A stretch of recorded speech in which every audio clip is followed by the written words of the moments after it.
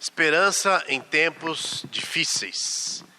Se você é a primeira vez que está assistindo essa mensagem, eu convido você a acessar nossa página do Facebook, nosso canal no YouTube, para assistir a mensagem da semana passada. Nós estamos falando sobre esse tema, esperança em tempos difíceis. Quando você fizer isso, acessar a página do Facebook, não esquece de você, ou do YouTube, não esquece de se inscrever no canal, para você receber as outras mensagens. Mas nós estamos falando desse tema, esperança em tempos difíceis. E realmente temos vivido tempos difíceis, não é verdade? A cada semana que vai passando, estamos aí na 5ª semana de quarentena, confinamento, e cada semana vai surgindo algum agravamento, notícias de pessoas morrendo. Essa última semana, nosso país bateu o recorde de mortos por causa da doença. E tudo isso vai minando nossa confiança, vai nos desanimando, vai nos deixando tristes, abatidos. E nós falamos na semana passada que situações como essa nós já vivemos antes, né, em outras ocasiões.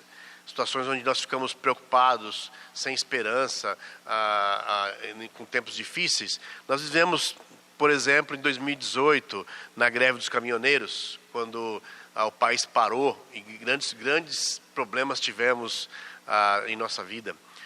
Em 2006, com a crise do PCC, como nós falamos na semana passada, onde houve grande pânico instaurado na sociedade. Falamos também da década de 80, onde havia hiperinflação e grandes problemas financeiros, econômicos assolavam nosso país, e o dinheiro mal dava mal se valorizava. A gente fazia uma correria danada para tentar fazer valer o dinheiro.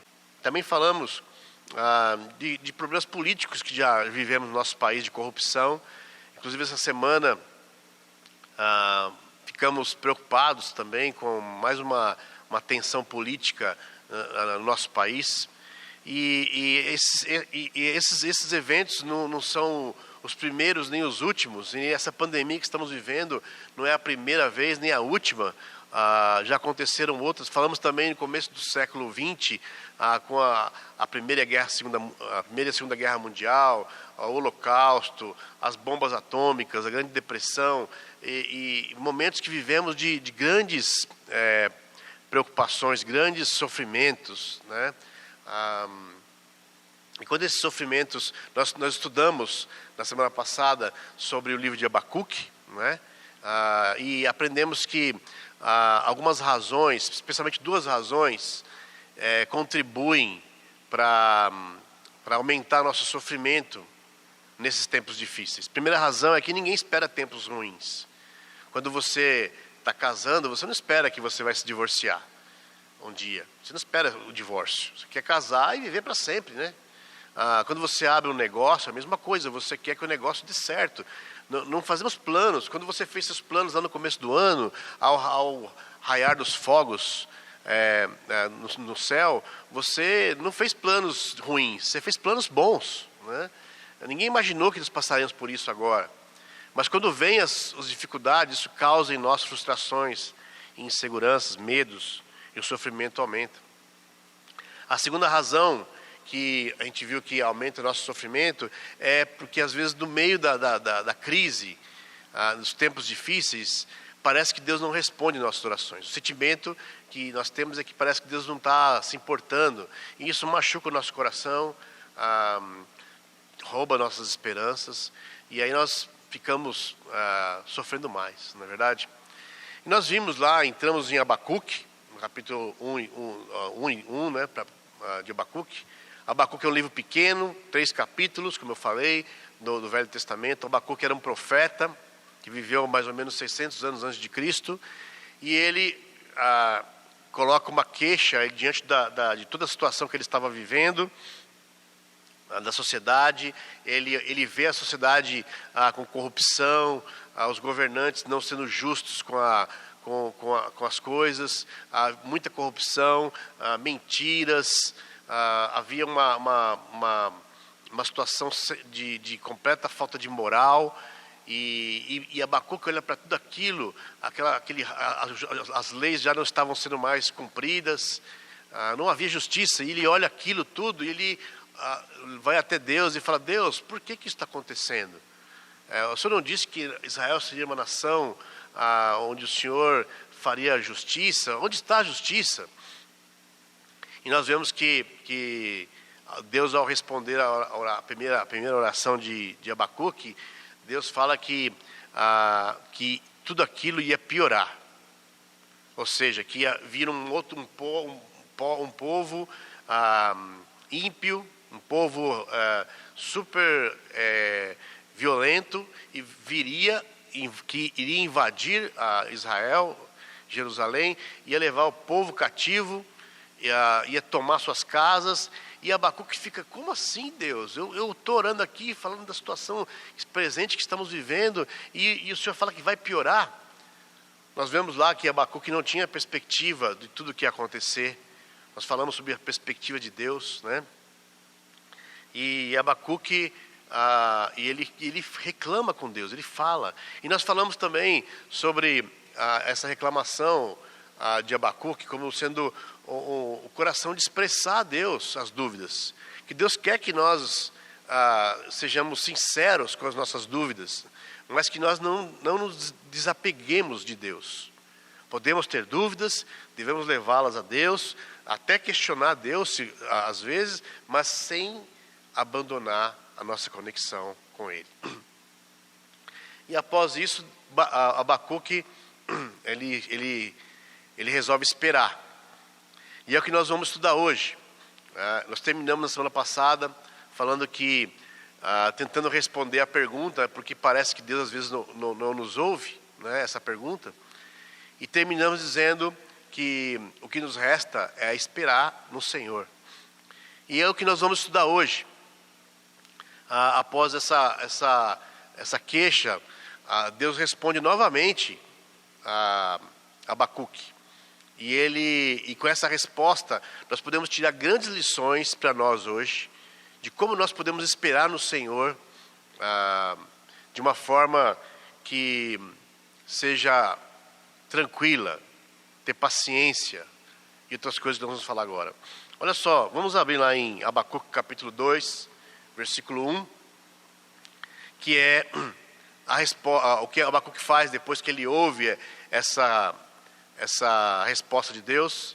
Abacuque fala em Abacuque 2, versículo 1, ele fala: ficarei no meu posto de sentinela e tomarei posição sobre a muralha, aguardarei para ver o que o Senhor me dirá e que resposta terei à minha queixa. Sabe, esse aguardarei para ver o que o Senhor me dirá é o núcleo do que eu quero falar hoje. Essa coisa de esperar no Senhor. Sabe, talvez você hoje, ao ouvir essa palavra, esperar no Senhor, essa frase, esperar no Senhor, se você é um cristão, talvez isso soe como clichê. Que é uma frase muito usada, né, no meio cristão. Quando você está esperando arrumar uma namorada, solteiro, né? Sabe, estou esperando no Senhor uma namorada. Ou quando você quer arrumar um emprego novo, estou esperando no Senhor um emprego. E usamos muito isso, e às vezes perguntamos: o que é esse esperar no Senhor? Será que é ficar com o braço cruzado, esperando o que Deus vai fazer? Será que é fazer algumas coisas para poder ajudar, a dar uma forcinha para Deus fazer o que nós queremos? Talvez para você que está me assistindo que não é um cristão, talvez uma frase como essa possa soar para você como mais uma desculpa religiosa para não fazer nada. Mas nós vamos ver hoje, através dessa história de Abacuque, que esperar no Senhor, se nós aprendemos como fazer isso, pode mudar completamente a maneira como a gente vai reagir aos momentos difíceis, especialmente esse que nós estamos vivendo agora. E é isso que eu quero ver com você hoje, né? Então, Abacuque, ao dizer esse versículo que nós acabamos de ler, ele fala que vai esperar no Senhor a resposta. Sabe, e quando nós estamos falando sobre esperar no Senhor, algumas coisas nós precisamos aprender. A primeira coisa que nós precisamos aprender com Abacuque, nessa coisa de esperar no Senhor, é que esperar no Senhor exige perspectiva. Como assim, Marcelo? Perspectiva. Você vai ver agora essa foto que eu estou colocando para você aí. É uma foto de uma muralha. Geralmente as cidades, elas eram assim, elas eram cercadas por muros altos. E nas pontas tinham torres, onde ficavam sentinelas. Mais ou menos quando você vê hoje um presídio, na Marginal Tietê tem um presídio que você, às vezes eu passo lá, eu vejo,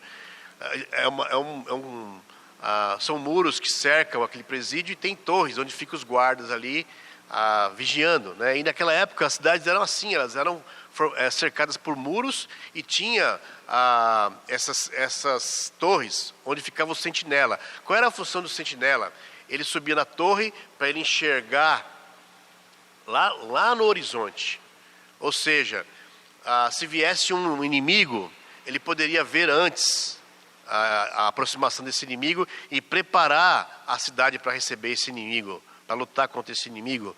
Ou uma tempestade de areia, quando se aproximasse uma tempestade de areia, daria tempo de preparar a cidade para enfrentar aquela tempestade.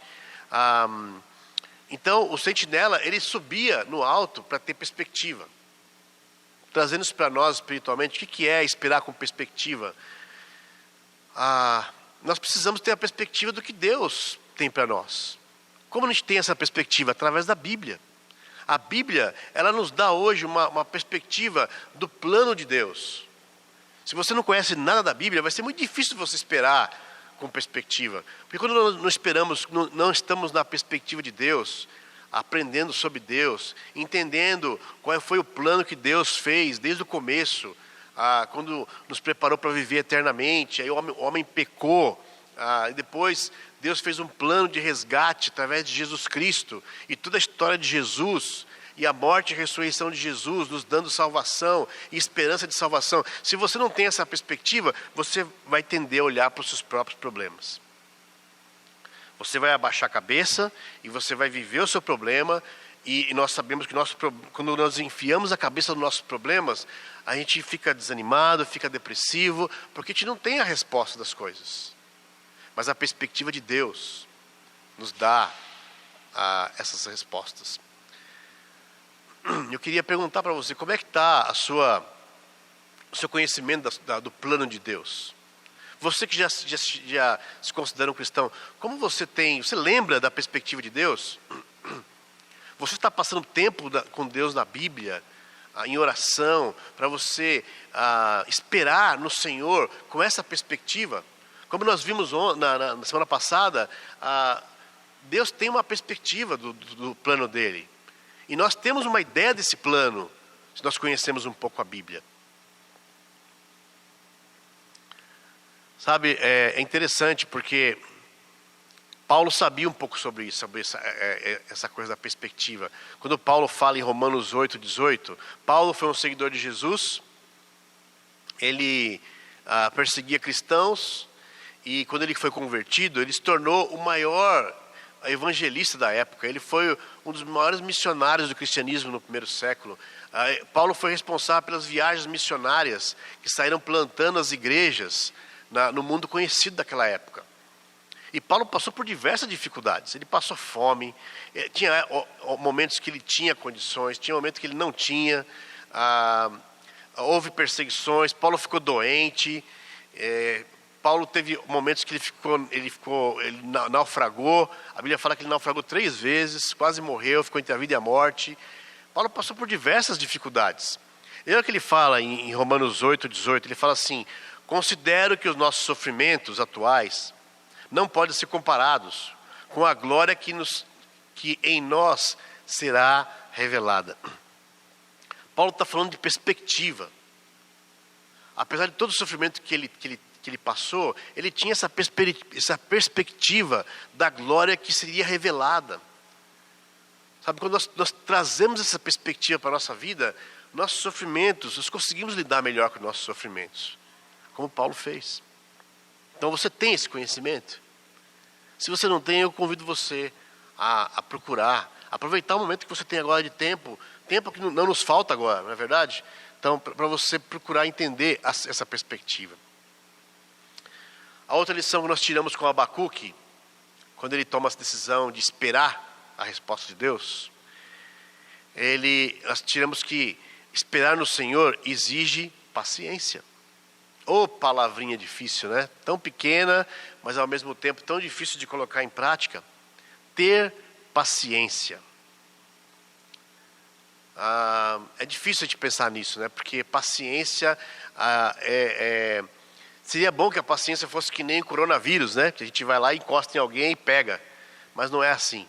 Paciência, o próprio irmão o próprio Abacuque, no capítulo 2, versículo 2 a 3, quando ele vai falar com Deus, ele está esperando, Deus responde a ele. E olha só a resposta que ele tem em Abacuque 2, versículo de 2 a 3. Ele fala assim: então o Senhor me respondeu. Ele estava lá esperando, ele esperou com paciência, e aí o Senhor respondeu. E fala: então o Senhor me respondeu, escreva claramente a visão em tábuas, para que se leia facilmente. Pois a visão aguarda um tempo designado. Ela fala do fim, e não falhará. Ainda que demore, espere-a, porque ela certamente virá, e não se atrasará. Olha que interessante aqui. Abacuque está esperando a resposta. E Deus fala: a resposta vai vir, vai acontecer o que você está esperando, mas vai demorar. É como se tivesse, por exemplo, não sei se você já teve problemas, provavelmente sim, né, com a sua operadora de celular. E aí você liga para a sua operadora de celular para resolver o problema, e você escuta aquela musiquinha maravilhosa. A musiquinha do gás, a famosa musiquinha do gás. E aí aquela gravação falando: você é o 15º da lista de espera. Agora você é o 14º. E você fica lá esperando. De repente alguém te atende e fala: pois não. Aí você fala o seu problema, e depois de falar o seu problema, achando que você vai ter a solução, a pessoa fala: sinto muito, eu vou transferir você para o departamento responsável pela sua queixa. Aí você fala: não, de novo não. E aí a sua paciência, exige paciência. Ou quando você vai no consultório médico, querendo ter aquela consulta, precisando, está doente, precisando passar pela consulta, e você chega no consultório, tem um mar de pessoas, e você fala: eu vou ter que esperar. A paciência envolve espera, não é verdade? E aí talvez você esteja se perguntando: mas eu não tenho paciência, é difícil para mim a paciência, eu queria ter paciência como fulano tem. Talvez você conheça alguém que tenha paciência, e parece que aquela pessoa nasceu assim. Mas sabe, a paciência tem 2 ingredientes, 2 atitudes que nós precisamos colocar em prática para desenvolver paciência. A primeira delas é humildade. Sabe, a humildade sempre precede paciência. Tiago, o irmão de Jesus, ele nos ensina sobre paciência, sobre humildade. No capítulo 4 de Tiago, versículo 13, queria que você fosse comigo lá. Olha o que Tiago fala: ouçam agora vocês que dizem: hoje ou amanhã iremos para esta ou aquela cidade, passaremos um ano ali, faremos negócios e ganharemos dinheiro. Ao invés disso, deveriam dizer: se o Senhor quiser, viveremos e faremos isto ou aquilo. Olha que interessante que Tiago está falando aqui. Ele está falando que nós deveríamos falar, se Deus quiser. Por quê? Porque nós temos uma tendência de fazer nossos planos e achar que os nossos planos são os melhores planos. Às vezes você fala: eu vou casar com fulano, eu vou namorar com fulano. Se eu tiver namorar com aquela pessoa, eu vou ser feliz. E todo mundo ao seu redor fala: não, essa pessoa não é a certa para você, olha, toma cuidado. E você fala: não, meu plano vai dar certo. Ou às vezes planejamos outras coisas e queremos que aquilo seja do nosso jeito. E aí as coisas não acontecem do seu jeito e você fica frustrado. Como eu falei no começo do ano, ninguém imaginou isso que aconteceria hoje. Então, mas às vezes nós temos essa coisa da onisciência presumida. O que é essa onisciência presumida? Nós achamos que os nossos planos vão funcionar. Nós achamos que nossos planos são os melhores de todos. E queremos colocar que aqueles planos deem certo, do nosso jeito. E quando eles não acontecem, nós ficamos frustrados. Eu lembro uma época na minha vida, eu trabalhava numa empresa, e eu estava querendo sair dessa empresa, e eu queria muito entrar numa multinacional da época, muito famosa, e eu falei, puxa, eu vou me esforçar. Aí eu fui lá, eu fiz os testes, passei pelo processo de seleção, e aí eu passei e entrei na empresa. Foi o pior emprego que eu tive na minha vida. Mas eu achei que seria incrível, fiz todos os planos. Assim somos nós. Nós, muitas vezes, temos essa coisa da onisciência presumida, quando na verdade nós deveríamos colocar tudo na mão de Deus, fazer nossos planos sim, mas colocar na mão de Deus, esperar o tempo certo.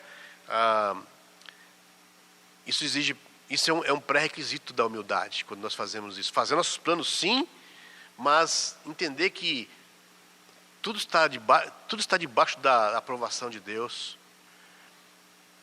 A outra coisa que precede a paciência é você entender que nos momentos de dificuldade são as melhores oportunidades que nós temos de crescimento, de aperfeiçoamento. Em Romanos 5, versículo 3, de novo, Paulo nos ensina sobre isso. Paulo era um expert em passar por sofrimentos, né? E lá diz assim, Romanos 5, de 3 a 5.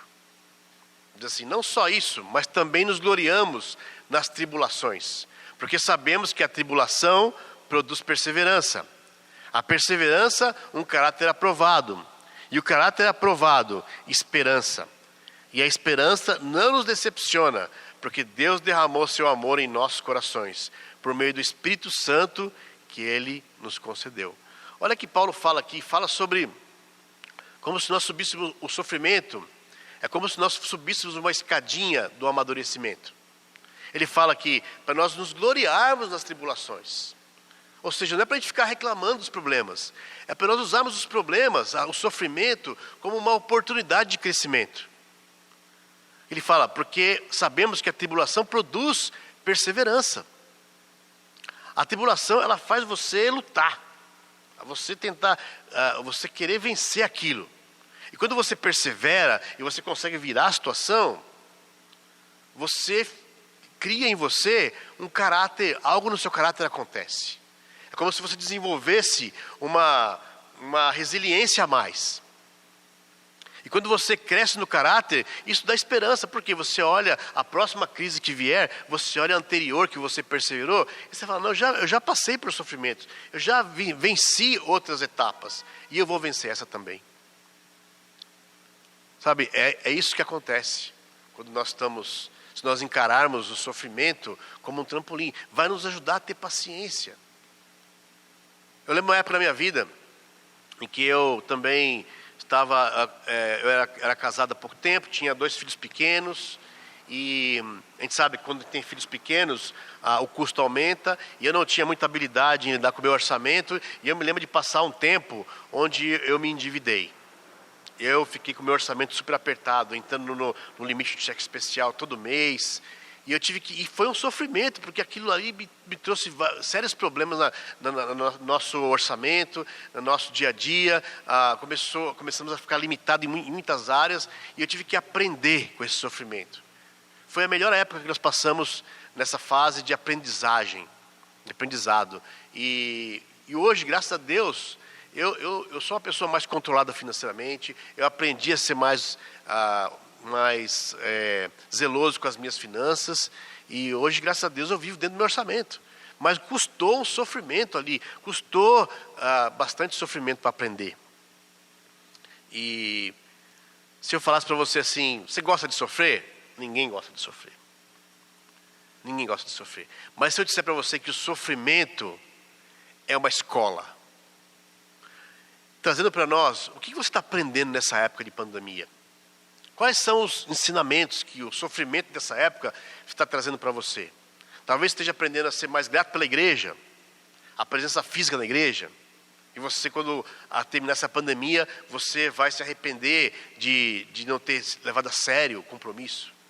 Talvez está aprendendo sobre ser mais grato aos pequenos detalhes da vida. Qual é o ensinamento? Talvez está aprendendo a ser menos reclamão, Talvez está aprendendo a ser mais zeloso com as suas coisas. Que não seja aprender a ser mais expert no Netflix. Se toda essa pandemia você está aprendendo a ser mais expert no Netflix, você está perdendo uma oportunidade de ouro de aprender a crescer com o sofrimento. Então, nós falamos aqui até agora sobre esperar no Senhor com perspectiva e falamos também sobre esperar com paciência. E nós estamos falando duas atitudes agora que tem a ver com esperar com paciência, que é humildade. Nós falamos sobre ser humildes e sobre aprender com o sofrimento. Também podemos aprender com Abacuque, nessa espera dele, que esperar no Senhor envolve obediência. Olha que interessante, em Abacuque 2, versículo 1, Abacuque fala: ficarei no meu posto de sentinela e tomarei posição sobre a muralha. Aguardarei para ver o que o Senhor me dirá e que resposta terei à minha queixa. Sabe essa palavra aguardarei? A tradução dela do hebraico dá a ideia de não é aguardar com o braço cruzado. É um aguardar para ver os sinais do que Deus vai fazer. Sabe, é um aguardar sem deixar o seu posto. É o que Abacuque fez. Ele, apesar da dúvida, apesar da insegurança, ele não largou o posto dele. Ele foi lá, ele subiu e ele executou a função dele de sentinela. Imagina se Abacuque falasse assim: não, eu vou tirar um descanso aqui, eu vou tirar um dia de depressão, eu não vou fazer o que eu tenho que fazer. Como seria? Poderia ser um inimigo chegando e invadindo a cidade. Sabe, eu queria falar um pouquinho também sobre os profissionais da saúde. Na verdade, eu queria agradecer todos os profissionais de saúde pelo incrível trabalho que estão fazendo, especialmente os que fazem parte da igreja. Nós temos vários irmãos e irmãs que trabalham na saúde, como enfermeiros, como atendentes, como pessoas que estão ali envolvidos na linha de frente. Não é interessante, enquanto nós aqui estamos nos protegendo e fugindo desse vírus, eles estão indo de encontro ao vírus para ajudar e para lidar com essa pandemia.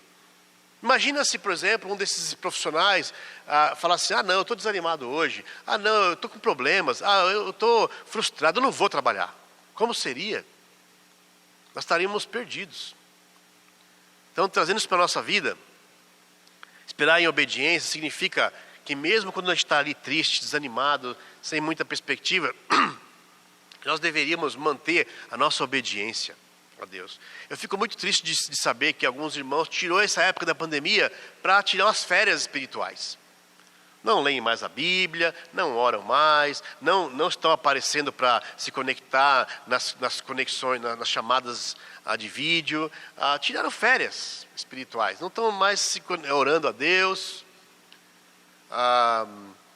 Isso é triste. Deveríamos sim estar mais ligados, nos esforçando. Sabe, esperar no Senhor com obediência também exige não fazermos coisas que nós queremos, mas que nós sabemos que não estão certas. Porque às vezes você está lá, você pode estar às vezes esperando, as coisas não estão acontecendo, eu não estou conseguindo mais, não estou orando, não está dando certo, eu estou ficando sem esperança. E aí, eu vou largar a mão de Deus. E sabe quando isso acontece? 3 áreas as pessoas buscam normalmente. Algo relacionado à comida, enfia a cara na comida, e começa a comer com compulsão, e aí começam a ficar obesos, com problemas de saúde. A outra área que geralmente as pessoas vão e enfiam a cabeça é em coisas relacionadas ao sexo, e aí entram na pornografia. E nessa época nunca se relatou tanto aumento de consumo de pornografia. E a outra coisa é coisas relacionadas ao dinheiro. Mas não tem loja aberta, mas tem internet. Gastando horas e horas pesquisando coisas para comprar e comprando coisas que você não precisa. E aí quando você vai ver, quando você enfia a cara nessas coisas, o resultado disso é sofrimento, é desilusão, é tristeza, é um vazio, é culpa. E isso não ajuda você a passar por esses momentos. Então, aguardar no Senhor também exige obediência. Sabe, John Newton foi um homem que viveu em 1725 até 1807, século XVIII, e ele foi um homem que ele era um traficante de escravos. E é interessante porque ele se converteu ao cristianismo e depois se tornou um dos primeiros homens a lutar para a abolição dos escravos. E em meio a essa luta, ele recebeu uma carta de um amigo que estava falando, não está funcionando, eu estou orando aqui, no meio dessa luta contra os escravos, eu estou orando para as coisas darem certo, mas parece que não vai dar certo, parece que as coisas não dão certo, a minha oração não gera soluções, né? E olha a resposta de John Newton a esse homem. Ele diz assim, se não está funcionando quando todos os dias você sobe ao trono da graça, posso garantir-lhe absolutamente que não funcionará se você ficar longe dele. Sabe o que significa isso? Se você acha que não está funcionando por estar apegado em Deus, com certeza não vai funcionar se você se afastar de Deus. Então, esperar no Senhor, aguardar no Senhor, significa esperar em obediência. Você precisa se manter fiel aos ensinamentos de Deus. Sabe, a outra coisa também, para terminar, se nós queremos esperar no Senhor, com essas lições que Abacuque está nos ensinando, nós precisamos esperar com alegria. Mas Marcelo, como é que eu vou ter alegria no meio de uma confusão dessa? Sabe, esperar com alegria tem a ver com a nossa fé. Esperar com fé. Não é esperar com fé, ter fé, não é simplesmente você acreditar, se segurar em Deus. Não, vou me segurar em Deus aqui, fazendo um esforço hercúleo para se segurar com Deus. Não é isso que é fé.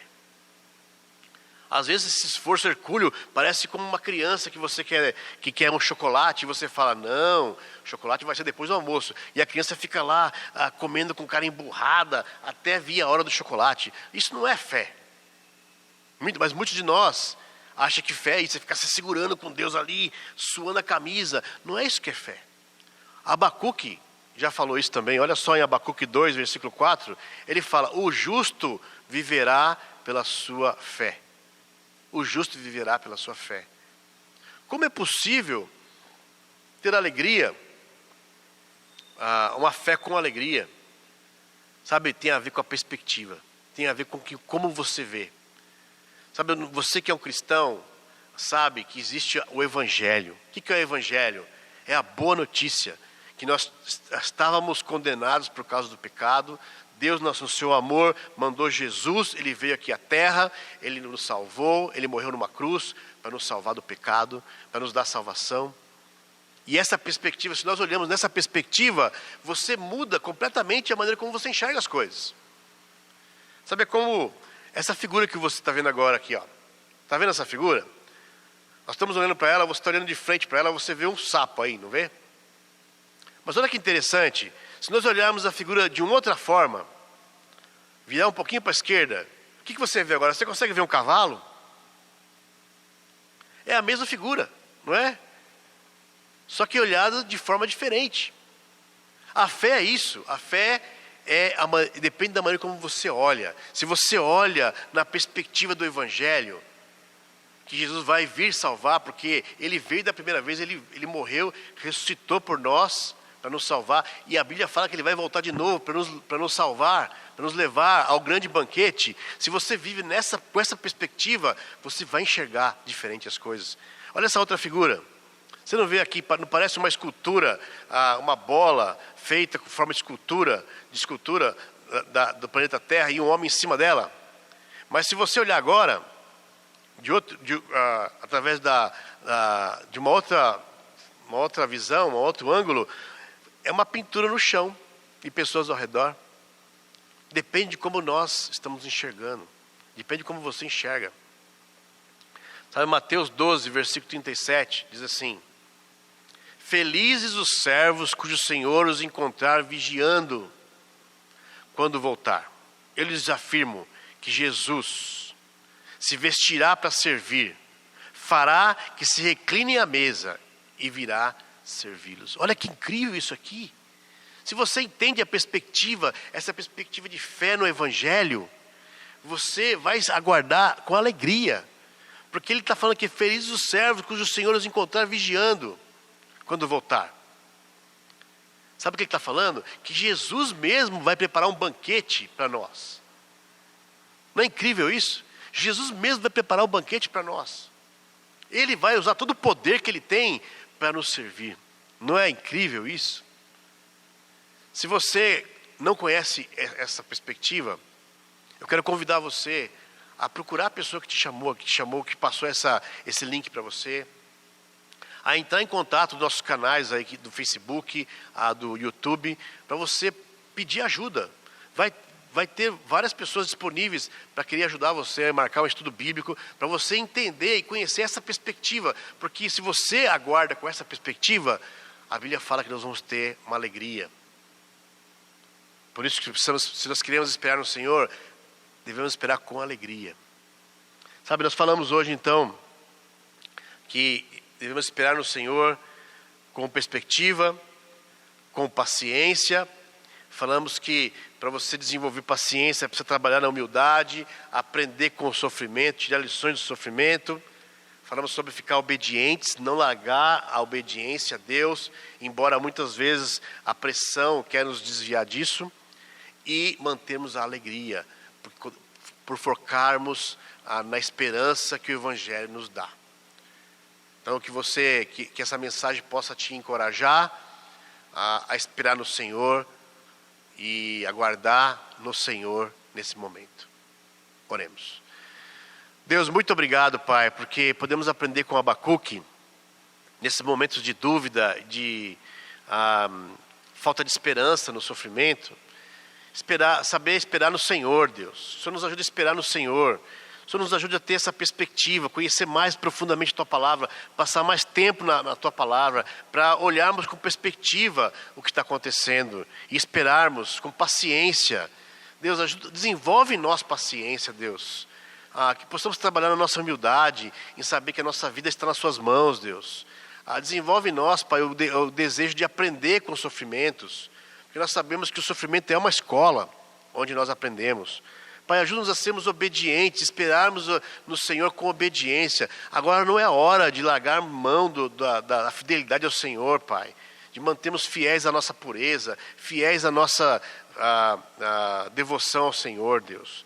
E por final, Deus, o Senhor nos ajude a estarmos alegres.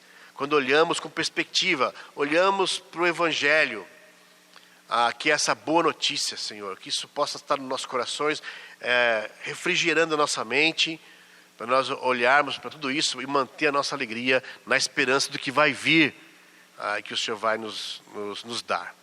Muito obrigado, oramos gratos em nome de Jesus. Amém. Ótima semana, nos vemos na semana que vem com mais uma mensagem com esse tema esperança em tempos difíceis.